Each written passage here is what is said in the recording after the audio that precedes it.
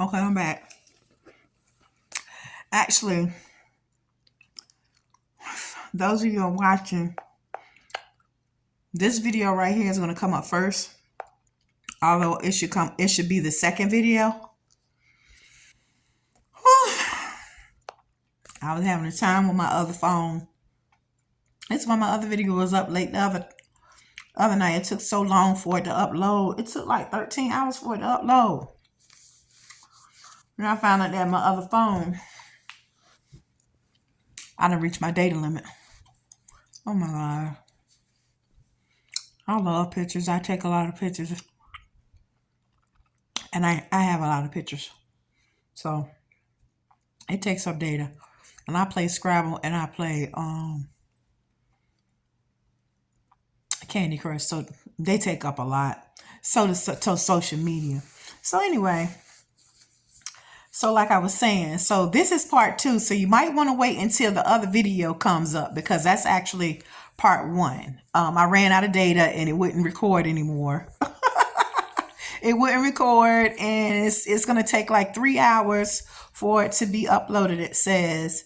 So it is 6:13 p.m., which is 9 o'clock on the East Coast Central Time. It is 8 o'clock. So around about midnight East Coast time, 11 o'clock Central Time, it'll be the first one to be, it'll be posted up. I'm in my living room on my couch. Yeah, so I didn't put that, like I was saying in the first video, I did not put that application in. God put the application in. And not only did he put the application in for me to get the job, he also gave me the favor with the people to get the job. So when they called me, like talking about my application, I went going through the emails to see, like, wait a minute, I don't know nothing about this job. Like, what's going on? So, because actually what she said was, she was like, yeah, go up on our website. She sent me a link and she said, go up there real quick and fill that application out. And it really wasn't even, all I did was just put my name, my address, because she saw a resume from Indeed. I never applied for the job. When I say God blew my mind with this, that he went and put the application in, then gave them people my application, and they called me after hours yesterday. Then I went on a Zoom this afternoon, and as soon as I go on the Zoom, it's you got the job. So now I'm waiting for my orientation date. And man, yeah, like I was saying, a security job. And it's like doing events, like at the like the games, like at the stadium, T-Mobile and Lumen Field. So I'm like, it's events job. So you get to work with, so look, Janet Jackson gonna be here on the 21st. I'm praying to God that they're sending us over there for security. Because I want to see Janet. I want to see Janet. So look, if that's the gig right there, if that be one of the gigs, because we get to choose from. So it's like they'll get a list of events, right? Where they're hiring our company for security, right? And we get to pick which ones that we want to. Oh man, listen. Oh my gosh, like that's so up my alley. Me, and I love to talk too. I can talk. What? Don't what? I can see me backstage now, backstage or what? So I'm very grateful. I'm very excited. Like I like being busy sometimes. And I know like for the last week I've been like sleeping over because I wasn't having any early morning Zoom meetings to attend, because I was doing like 5 o'clock because it would be like 8 o'clock on the East Coast time and everybody was going on for the East Coast time. And I was like, I'm like one of the only ones that's getting up at like 5 o'clock to get on these Zoom meetings.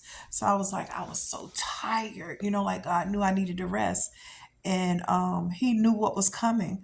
So, like I was just so excited about that. But yeah, I just wanted to give somebody some hope and encourage somebody that Nothing is too hard for God. God can give you favor in places where you wouldn't have never thought that you would be able to work or be able to go, because maybe your background, something you may have done in your past. Listen, God, he'll give you favor with people and they won't even care nothing about your past. They won't even care nothing about your past. Yeah. So, I just want to tell everybody keep pushing, and anybody that I'm gonna tell you, y'all, if y'all be looking for videos to watch, let me know like what you looking for. Are you trying to start a business? Man, when I say YouTube have so many people that this is what they do for, you know, as their business, like this is their bread and butter, this is their career, that they get up and they make these videos, this content. They give you this content and it tells you how to, get funding for your business, whether it's for a grant or it's for how to raise, do a fundraiser, or getting a loan. YouTube, it's up there, man. Go patronize those people. Go watch their videos, get them some likes, comment, interact. You reap what you sow. Especially if you're gonna start your own business. You reap what you sow. Sow into other people's lives, and people start sowing into yours. But really do it with a heart of intention that you really like. You're doing this so you can sow some good into people's lives. You're sowing love. You're sowing support. Like your intentions really have to be good. Let it come from a good place, that you really doing it like the servant in you, to serve other people and to really, like, I'm telling you, I was able, there's like, this used to be a thing that I would do, that I would go up on TikTok and I would go on different people's lives, like, like when it showed a lot of interest in things that I was interested in, and I would go on their lives and I would run their likes up. I mean, like, yes, going crazy. Run the likes up and then giving coins, giving gifts. And that's what I would do. And that would be like, I would tell God, okay, this is how I'm going to bless people. And I did that for months. Like God, he moves me on. He moves me on. Like I ain't in that spot no more, but I still go up there, like, yeah. And I still do it. That was when I was like in my planting season, where I was just planting seeds. The words say, cast your bread upon the waters, because you never know where you're going to get a harvest from. So you do it in more than one place. You don't just invest all your money in one spot. You want multiple streams of income. So you got to do multiple things. Create a stream by investing in something, invest in someone else. You're going to reap what you sow. You invest in someone else's life, someone else will invest in your life. And you always get more than what you give, whether that's good or that's bad, positive or negative.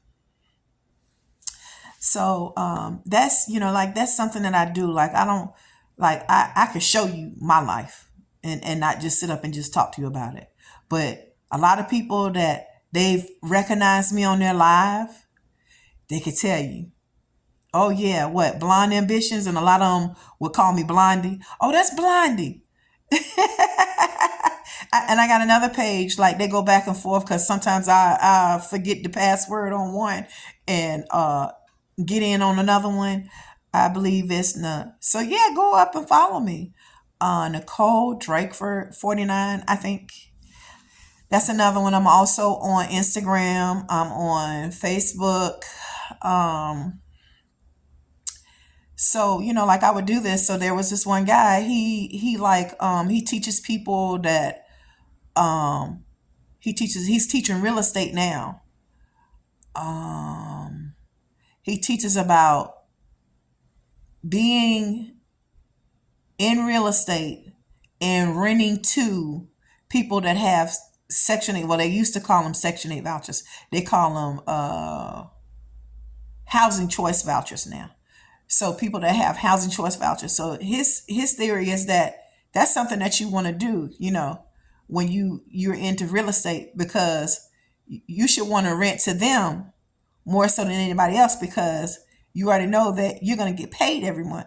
The government going to make sure that you get paid. So he teaches classes on this and how to get started. His name is Eric Young. So you might want to look him up. He's I think he's on every platform too. I know he's on Facebook. He's on TikTok. He's got two pages on TikTok. He's got one on TikTok that's called Eric Young, and then another one, Eric Young, the real estate guy. Those his two TikToks. And right now he said the only thing that he's doing now, he's just teaching real estate. So he's teaching you how to invest in real estate, how to get started. Uh what else? If you go look at his old videos, he all like people that have the housing choice vouchers, that are Section 8 voucher holders. He'll let you know, or you're trying to get on the list. He'll let you know, like, when each city and state has an open list. Like, I mean, it's just so much up there. Like, I was looking at all of that when I first moved from Virginia to Washington, because it was a homeless situation for me. If your name is not on the lease, you are homeless. I don't care if you're living in someone's house or you renting a room from them. And I was doing all of that. Had been home from federal prison I got home January 24th, 2020. So for 2 years, I staying with my sister. I stayed with my daughter and my son-in-law for like very little time, but it's like hopping back and forth between family members, and renting someone's room out in their house. And I just got so tired of that. And what had happened was, because I had been in federal prison and I had like gun charges, Virginia kept telling me every time I applied for an apartment or a townhouse, or trying to, like renting a house, anything like that, I'm putting in these applications, and, like, it costs money. Like, man, it was eating me up. It was only one lady that decided to give me my money back, because she, like, I started to tell my story. Like, I was actually seeking help from, like, like, I want to help from a legislator. A lot of people sometimes they don't want to get involved, because, hey, one back washes another. So why, cut off the hand that feeds me? I'm not going to get into that. I'm just going to, smile and, like, give you some type of, like, BS story to shut you up. And so I wasn't getting any help. I wasn't getting any, nobody was advocating for me. I had to advocate for myself. So it was like I would actually be, realtors or whatever have you in apartment buildings. And I would be like, hey, listen, like, I'm just going to tell you, look, I got a gun charge, like a felony. So if you're going to have a problem with that, I'm not even going to put my application in. Someone would try to, like, they would try to play me and be like, no, just put the application in, because you never know what's going to happen. No, you already know what that thing is that you're going to turn me down for. You're not going to get my money. No, I'm not. No, I'm not.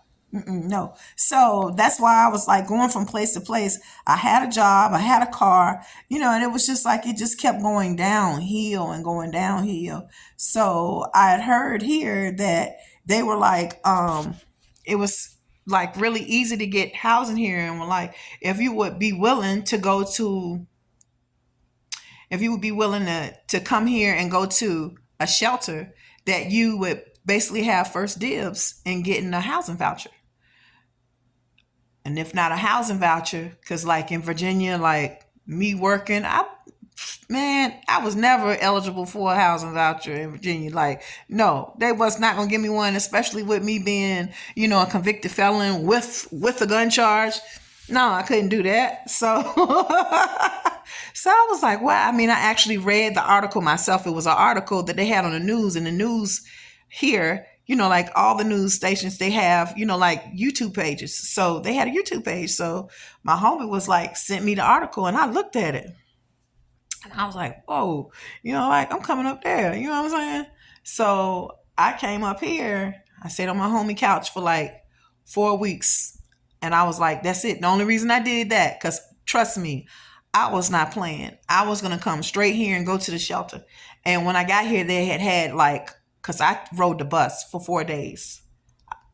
Won't do that no more. Anyway, so by me coming on the bus, it was like they had some type of storm or something. So, like at the end of March last year, everything was all filled up. So they was like, they didn't have any beds. So I stayed at my homie house for 4 weeks on her couch. And I just kept bugging them and kept bugging them and kept bugging them because I was like, I know the lady had told me that if you get in the shelter, they will make sure that, like you get your own place. They'll, like you'll be able to get you a voucher. So I was like, really? I can get a voucher? And I was like, well, will I be able to work? And it was, yeah, you'll be able to work. You'll be able to work. So I was like, oh my gosh. So I was like, oh man, yeah. So I just kept bothering these people and kept bothering these people and kept bothering, I just kept checking in and, you know, following up. They knew who I was to the point where I checked in, called, and followed up so much in person, telephone, email. They saw how tenacious I was. They saw how serious I was. And then the fact that, because I was like, I had sold my stuff, because I was like, I can't bring all that stuff here that I had here. So I was like, like I sold my stuff and then I came up here with little stuff. And so one of the ladies that has a nonprofit organization, she heard my story because it was like, all I kept hearing God tell me was, tell your story wherever you go. Like I was saying in the first video, that it says in Revelation, they overcame him by the blood of the Lamb and by the word of their testimony. Him meaning Satan. Like you overcome him by the blood of Jesus and by telling your story, telling your testimony, because you bring God glory and you're helping somebody else know that, hey, if God did it for her or him, God will do it for me too. You do know that, right? There's nothing that God won't do for one person and he's not going to do for the next. He's not a respecter of persons. He will help you. He will make a way for you out of no way. So that's what I did. And I came up here and I was not playing. And I ended up, the lady was, she was just, like she really just loved my story. Glory to God. That's all God. And so she saw interest in me. So I started like working for her organization. I was a mentor to the mentees. Um, I stayed at the shelter for like 2 months and worked. And then she was like, she had a house that she was going to, like she was going to fill it up with women that were coming out of prison. So she was like asking me, basically, did I want to be her house manager? And then I mentored the women that were coming there. So I started living in the house all by myself. Then they introduced me to another nonprofit organization CEO, founder. And this lady, she's like big in the community. I mean, like have ties with Bill Gates and Seattle Seahawks and a lot of prestigious, businesses out here in Amazon. So, and once again, God gave me favor, and these people just fell in love with me as a person, because they saw my drive, my ambition, and most of all, they saw my light. They saw my light, and I just thank God for that. Not to say that this has been easy. Plus, I'm so many miles away from my family and the little bit of friends that I have. I've had some days where I've like cried from being lonely, being by myself, but also it has strengthened me, like God used this to strengthen me, and then I moved in, like I got here March 27th last year, 2022. September 12th, I moved into my own apartment.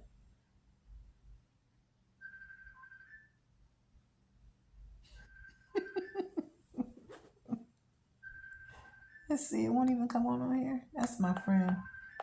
Well, I said friends, look. So yeah, I'm gonna bring this to a close. But Yes, I came out here and this is what I did, and I worked hard, and start doing workshops, and and then God told me you're gonna go back home. And I'm like, I'm gonna go back home. And then after a while, like his grace will start lifting when it's time for you to move on. His grace started lifting, and then that's when I knew, oh yeah, I heard him. I heard him. Yeah, he's telling me to go home because now things are getting on my nerves. And so now it's like I'm in the process of moving. I showed the video of how I've got my stuff packed up and different little things like that. And I was like, Lord, like, like I need money to like like to do the things that you're having me to do. Plus I started a business, like I it takes money to make money. So, like he's just been good to me. Yeah. So, like I said, the first part of this storytelling, the story time and testimony, it's taken a little while for it to be uploaded, but it's coming. It's coming. If you can try not to watch this video, but if you got to this point, you already watching the video. You at the end of the second video, but there is a first video, and it's like 13 minutes long. So once again, I appreciate y'all, all my subscribers. I appreciate you. I love you. I pray for you, and y'all pray for me. You have a wonderful evening. I love you all. Good night.